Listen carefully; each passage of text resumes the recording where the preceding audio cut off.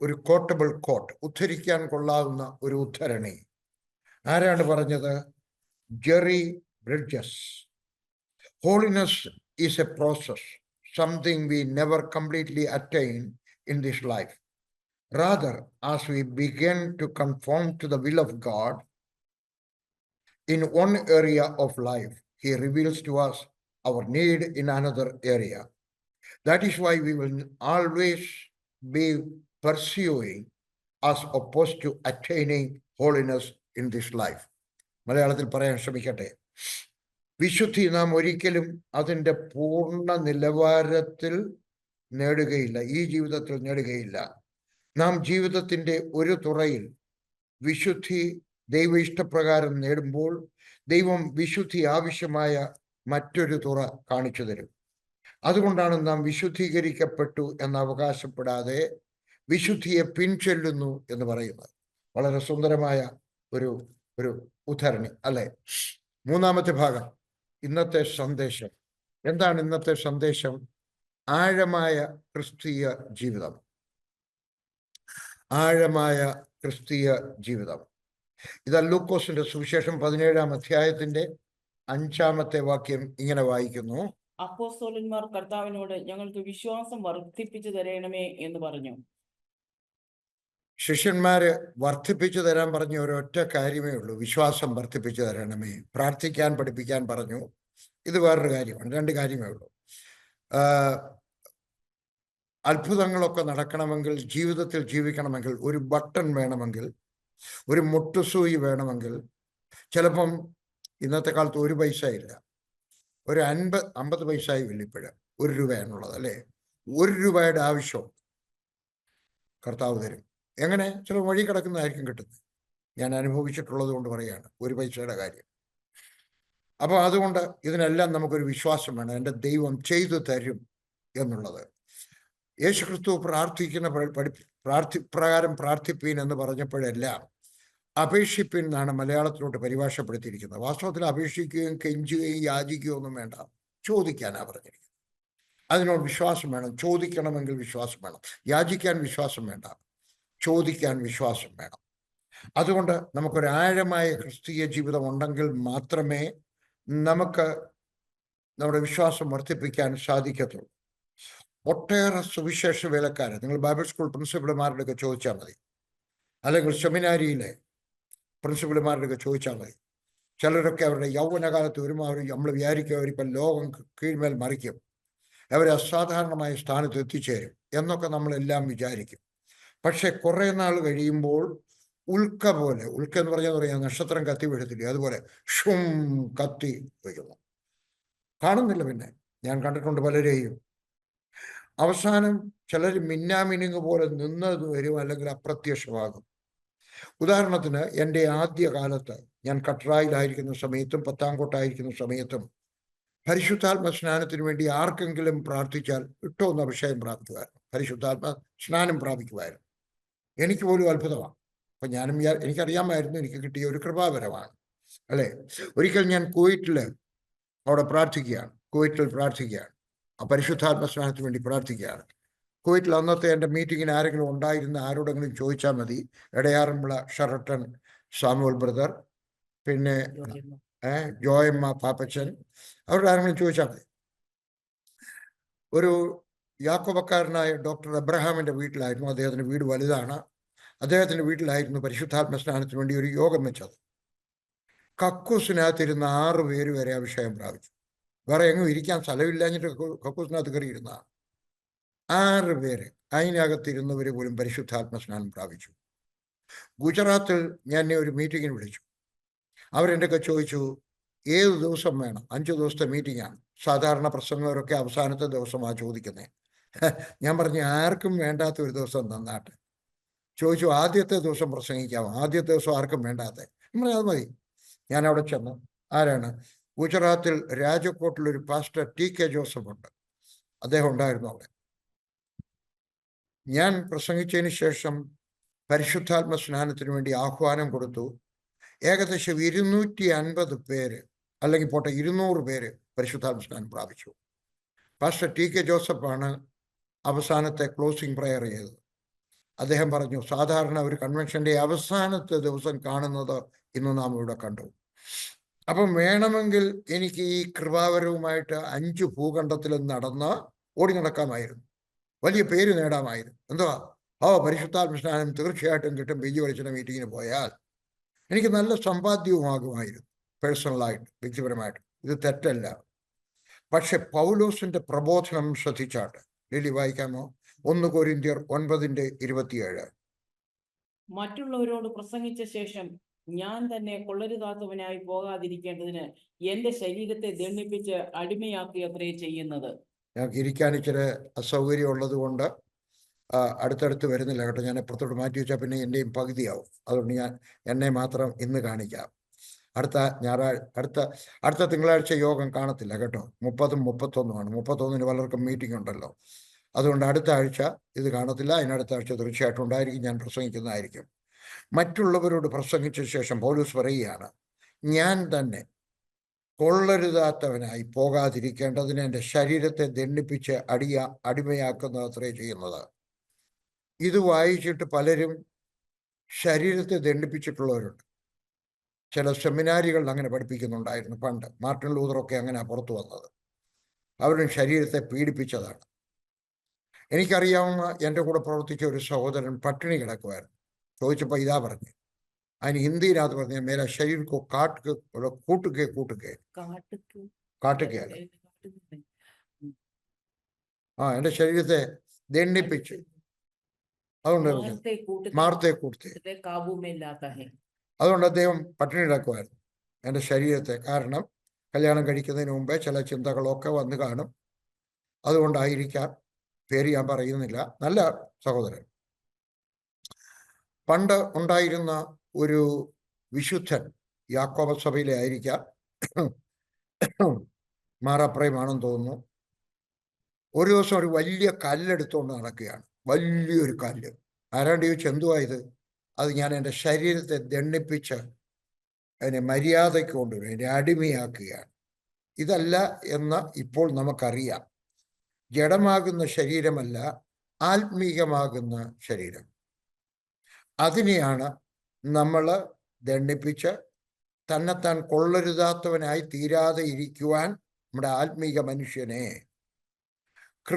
കൃപയുടെ സുവിശേഷം വിശ്വസിക്കുക, രക്ഷിക്കപ്പെടുക, പാപത്തിന്മേൽ ജയം, വിജയജീവിതം, വിശുദ്ധ ജീവിതം, ഇതൊക്കെ കഴിഞ്ഞതിന് ശേഷം ഒന്നുകൂടെ പറയാം, വിശ്വസിച്ച് രക്ഷിക്കപ്പെട്ടു, പാപത്തിന്മേൽ ജയമുണ്ടായി, വിശുദ്ധ ജീവിതം കർത്താവ് തന്നു.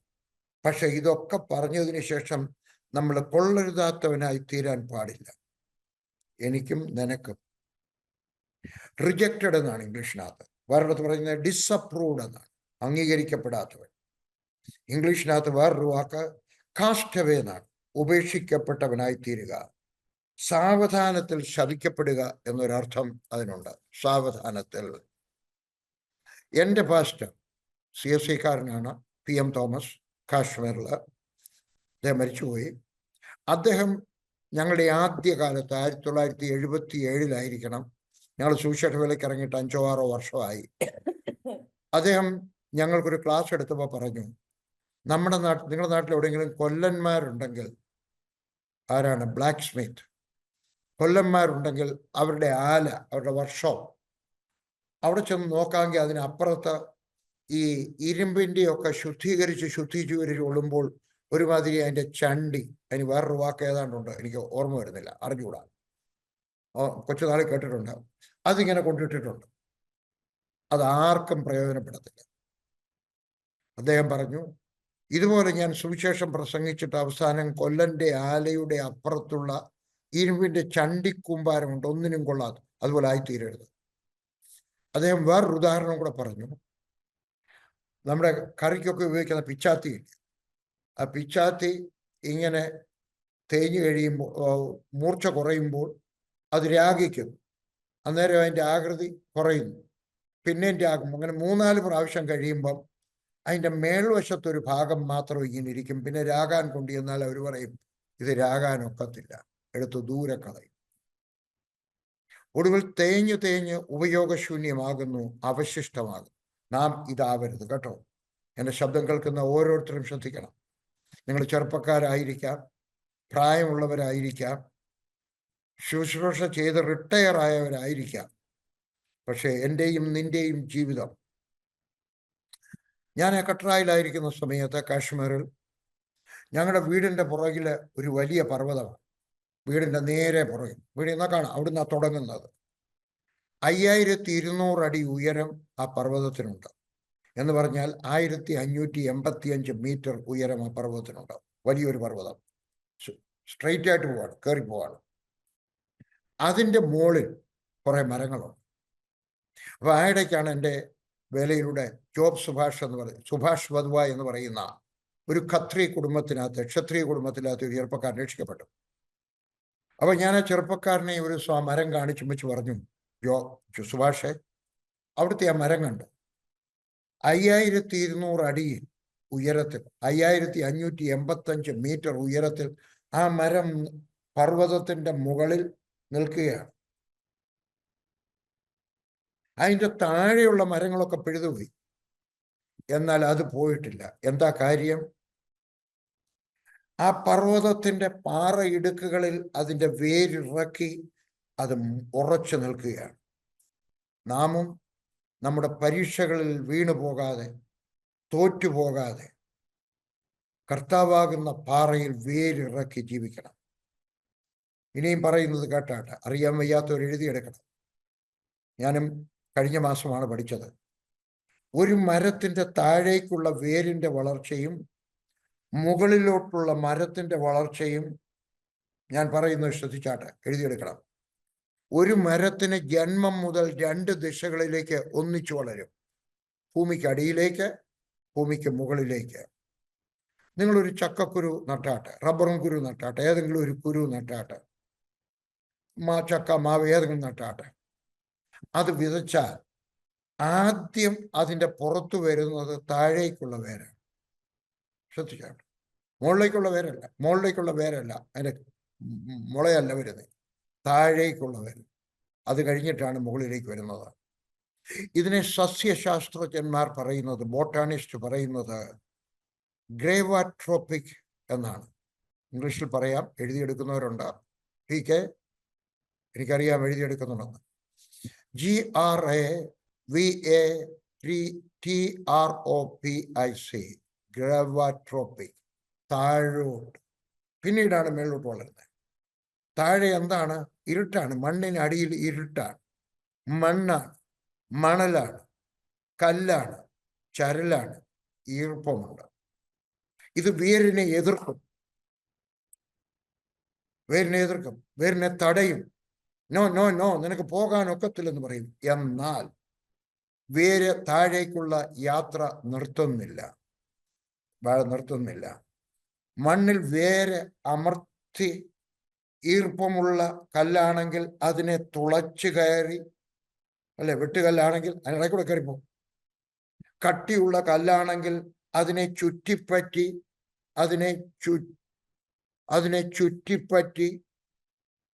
വലയം വെച്ച് തൻ്റെ ലക്ഷ്യത്തിലേക്ക് താഴോട്ട് തന്നെ പോകുന്നു. നാം ഇത് ചെയ്യണം. ഇരുട്ടായെന്ന് വരാം, എതിർപ്പുണ്ടായെന്ന് വരാം, നിരാശ വന്നെന്ന് വരാം, പട്ടിണി ഉണ്ടായെന്ന് വരാം, വീട്ടുകാർ ഉപേക്ഷിച്ചെന്ന് വരാം. ഇതൊക്കെ വന്നാലും നമ്മൾ താഴോട്ട് പോകുന്നത് നിർത്തരുത്. നമ്മുടെ വേരുകൾ, വിശ്വാസത്തിൻ്റെ വേരുകൾ. വിശ്വാസത്തിൻ്റെ വേരല്ല മേളിലോട്ട് പോകുന്നത്, വിശ്വാസത്തിൻ്റെ വേര് താഴോട്ടാണ്. അത് കഴിയുമ്പോഴാണ് മുകളിലോട്ടുള്ള വളർച്ച, നാമ്പുകൾ. അത് ഭൂമിക്ക് മുകളിലാണ്. താഴോട്ട് പോയത് വേറെ. ഇവിടെ എതിർപ്പില്ല, ഇവിടെ തടയുന്നില്ല. കുറച്ച് കരിയിലേക്കാണ് ഉണ്ടെങ്കിൽ വരാം, ചിലപ്പോൾ അതിന് മുകളിൽ ഒരു കല്ലുണ്ടെങ്കിലും വേറൊരു കാര്യം. എങ്കിലും നമ്മൾ വിതയ്ക്കുന്ന വിത്ത് അതിന് വളരാൻ നമ്മൾ അവസരം കൊടുക്കും. ഇതിനാണ് പറയുന്നത് ഫോട്ടോഗ്രാഫിക്, PHOTOGRAPHIC, താഴോട്ട് മേളിലോട്ട്. ഫോട്ടോ എടുത്താൽ കാണാൻ ഒക്കുന്ന, അതാണ് അതിൻ്റെ അർത്ഥം. വേരുകൾ തരുന്ന ഊർജം ഉപയോഗിച്ച് ഇഷ്ടം പോലെ ഇതിന് വളരാം, ഇഷ്ടമുള്ള ദിശയിൽ വളരാം, അതിന് ഉയരാം. ഇതാണ് ജീവിതം പഠിപ്പിക്കുന്ന ഗുണപാഠം. നീ ഇരുട്ടിൽ പരിശ്രമിച്ചതും അധ്വാനിച്ചതും തടസ്സങ്ങളെ അതിജീവിച്ച് വളർന്നതും നിന്നെ പകലിൽ വെളിച്ചത്ത് വളരുവാൻ സഹായിക്കുന്നു. ഇരുട്ടത്ത് ഒറ്റയ്ക്ക് ഉപവാസം എടുക്കുന്നത്, പ്രതികൂലത്തിൽ പതറാതെ നിന്നത്. വാച്ച്മാൻ നീ ഇങ്ങനെ പറഞ്ഞു. ചൈനയിലുണ്ടായിരുന്ന ഒരു മിഷണറിയാണ് വാച്ച്മാൻ നീ. അദ്ദേഹം ഇപ്രകാരം പറഞ്ഞു: നീ കർത്താവിനോട് കൂടെ നടക്കുന്ന സമയത്ത് നിന്റെ കവിളിലൂടെ കണ്ണുനീർ ഒളിച്ചിറങ്ങിയ ഇടത്ത് കൈകൊണ്ട് ആ കണ്ണുനീർ തുടച്ച് വലതുകരം കലപ്പയിൽ മുറുകെ പിടിച്ച് മുമ്പോട്ട് യാത്ര ചെയ്യണം എന്ന് കേട്ടതാ ഞാനിത്. എൻ്റെ വിചാരം ചിലപ്പോൾ ഞാൻ പത്താംകോട്ടായിരിക്കുമ്പം അല്ലെങ്കിൽ കട്രായിലായിരിക്കുമ്പോൾ വായിച്ചതാണ്. മറന്നിട്ടില്ല. അന്ന് കേട്ടത് ഇന്ന് വരെ മറന്നിട്ടില്ല. നീ പകലിൽ വെളിച്ചത്ത് വളരുവാൻ സഹായിക്കുന്നു. നീ കാണുന്നു, കൂടെയുള്ളവർ കാണുന്നു, മറ്റുള്ളവർ കാണുന്നു. വേര് താഴേക്ക് പോകാത്ത മരങ്ങളുണ്ട്. അവ കാറ്റത്ത് വേഗത്തിൽ മറിഞ്ഞു വീഴും. റബ്ബർ മരം, ചില സോഫ്റ്റ് വുഡ്, പൂക്കളൊക്കെ വരുന്ന നല്ല മരങ്ങളൊക്കെ ഉണ്ട്. കാറ്റ് വരുമ്പോൾ താഴെ വീഴും. എന്നാൽ വേര് താഴേക്ക്, കുറെ കൂടി താഴേക്ക്, ഇരുട്ടിൽ ഈർപ്പമുള്ള കാലാവസ്ഥയിൽ വേരിറക്കിയ മരം കാറ്റിനെ, കൊടുങ്കാറ്റിനെ അതിജീവിക്കുന്നു. തലമുറകളോളം നിൽക്കുന്നു. തലമുറകളോളം. നിങ്ങൾ ജീവിക്കുന്നത് നിങ്ങൾക്ക് വേണ്ടി ആയിരിക്കരുത്, തലമുറകൾക്ക് വേണ്ടി ആയിരിക്കണം. നിങ്ങളുടെ മക്കൾക്കും നിങ്ങളുടെ കൊച്ചുമക്കൾക്കും നല്ലൊരു സൽപ്പേര് വിട്ടിട്ട് പോകണം. ഒരിക്കലൊരു ഒറീസക്കാരൻ PR മിശ്ര എന്നെ ഒത്തിരി ഫോഴ്സ് ചെയ്തു. നമുക്ക് ഡെറാഡൂണിൽ കുറച്ച് പുരയിടം വാങ്ങിക്കാം, 2 ഏക്കർ വിൽക്കാനുണ്ട്. അന്ന് വിലക്കുറവാണ്. അന്ന് അത് ഒരു സ്റ്റേറ്റ് ആയിട്ട് ഡിക്ലെയർ ചെയ്തിട്ടില്ല, അതുകൊണ്ട് അവിടെ വലിയ വിലയില്ല.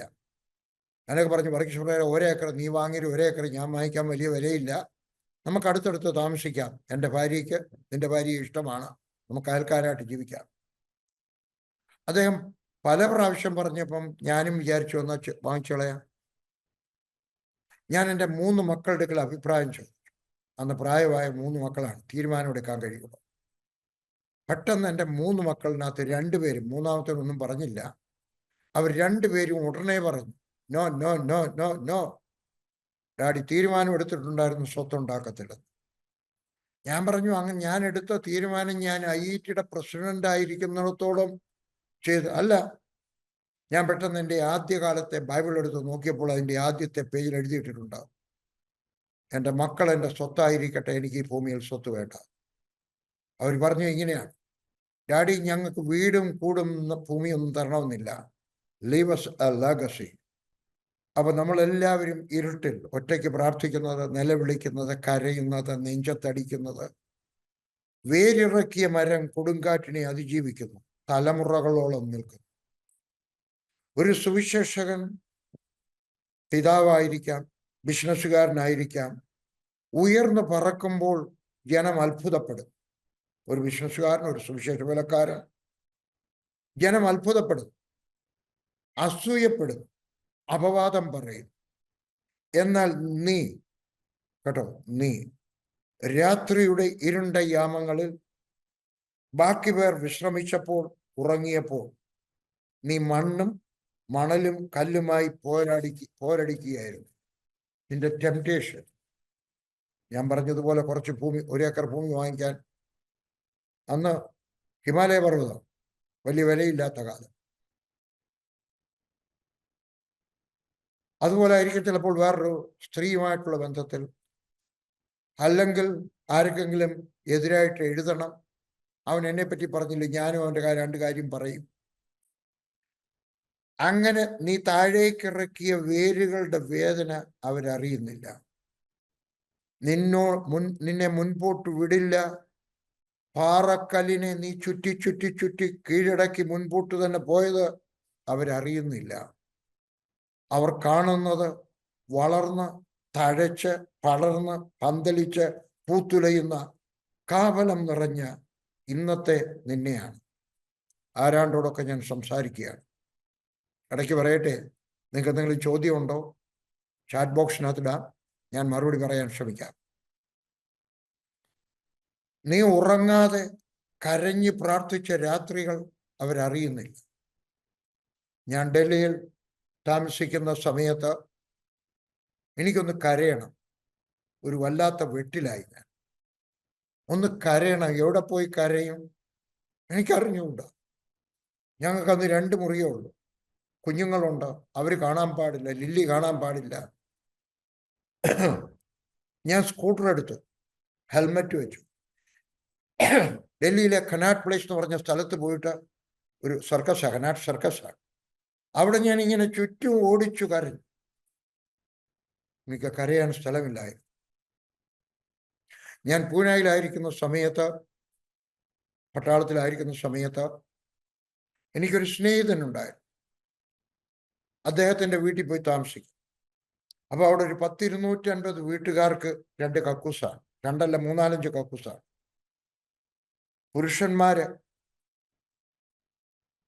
ഒരു വശത്ത്, സ്ത്രീകൾ ഒരു വശത്ത്. ഞങ്ങൾ കക്കൂസിൽ പോയിരിക്കുമ്പോൾ അപ്പുറത്തെ കക്കൂസിൽ നിന്ന് സ്ത്രീകൾ കരയുന്നത് കേൾക്കാമായിരുന്നു. പല സ്ത്രീകളും കരയുന്ന സമയത്ത് അവർക്ക് കരയാൻ സ്വാതന്ത്ര്യമില്ലാത്തത് കൊണ്ട് ഭർത്താവ് അറിയരുത്, മക്കൾ അറിയരുത്, അവരടിക്കും, ഭർത്താവ് അടിക്കും.